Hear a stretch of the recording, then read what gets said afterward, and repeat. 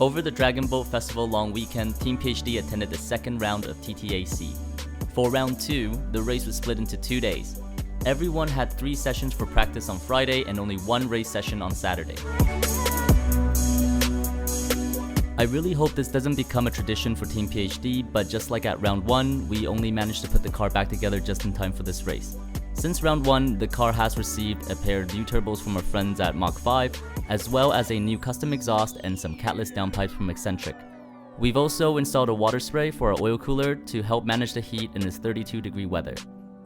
The alignment also received some changes thanks to new caster and camber bushings on the front, and yes, we did fix the power steering as well for this race.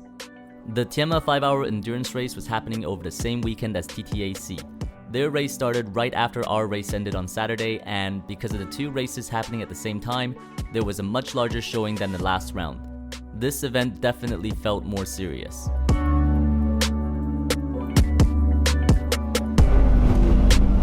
Just 3 hours before the event, I made the last-minute decision to tune the car for 30% ethanol.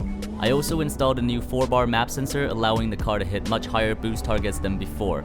The power was great, but the increased boost pressure kept causing the charge pipe to come off the throttle body. I couldn't even get 1 single lap in. With no luck getting a lap in during our first session, we tried to tie the charge pipe to the throttle body using some wire. This didn't hold at all, and I had to pit the car again on my first lap out in our second practice session.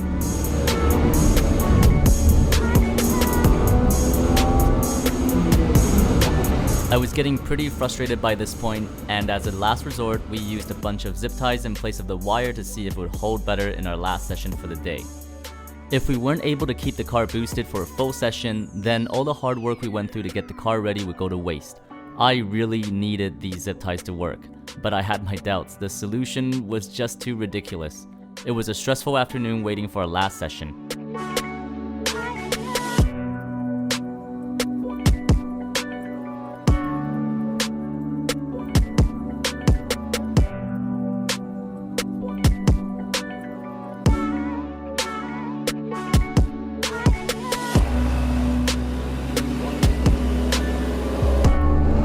When I went out for my last session, I was waiting for the car to fail, but to everyone's surprise, that never happened. The charge pipe actually stayed on for the entire session, and we were finally able to test the car to its full potential.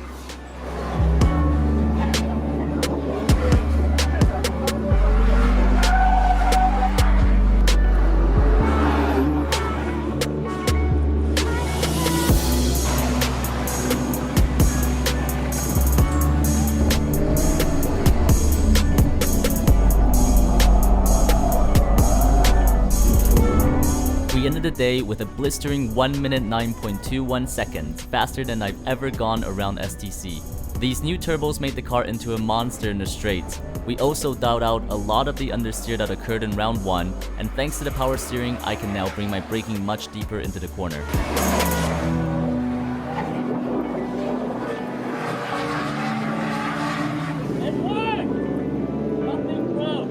If there's anything to take away from day 1, it's that there's not a whole lot that can't be fixed with zip ties. I will be sure to bring a whole bunch for the next round.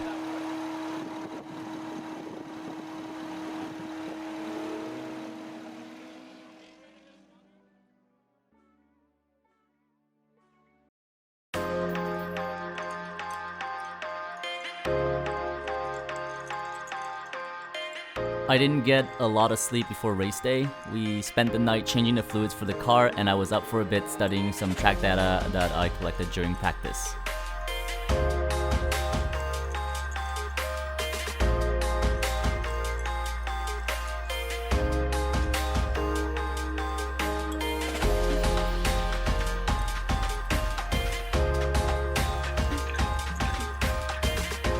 You guys probably remember Night Fury from the last race. They're back this round with their brand new BMW M4. The car is on some crazy endless brakes and Hoosier R6 semi-slicks.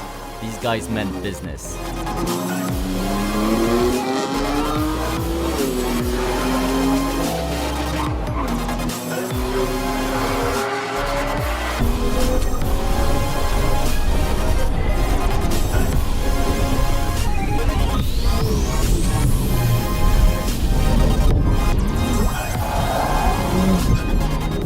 actually ran 2 sessions for our group. Our first session was disqualified due to one of the competitors having some issues and affecting the group's time.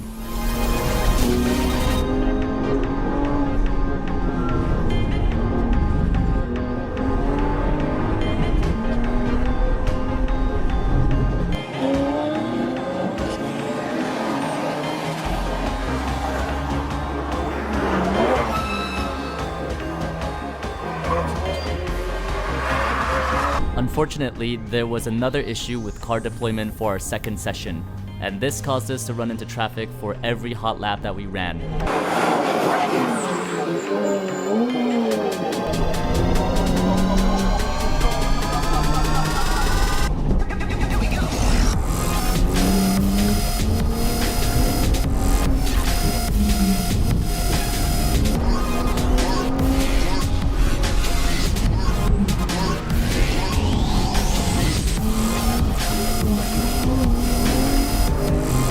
I decided to call it quits after getting blocked on the last corner just before our last hot lap.